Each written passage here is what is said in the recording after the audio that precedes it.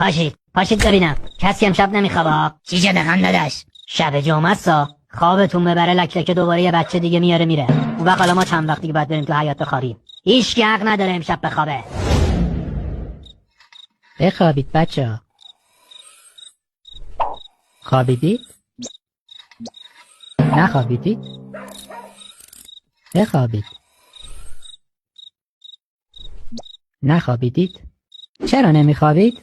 آقا جون یادته هر وقت یکیشون به دنیا میومد میگفتی شب که خواب بودید لک نینی رو برد؟ خب که چی؟ واسه اون بیدار موندن که اگه لک خواست پاشو یه بار دیگه اینجا بذاره از نزدیک زیارتش کنن. موندم کدوم پوفیوزی آدرس اینجا رو به اون لک قرمساق داده ول نمیکنه اینجا رو. بابا ما دیگه جا نداریم. دو تامون شب سر پا میخوابن با میخ زدن به دیوار نخورن زمین. اون بدبختم که رفته رو تاقچه. یعنی دیگه واقعا جا نداریم.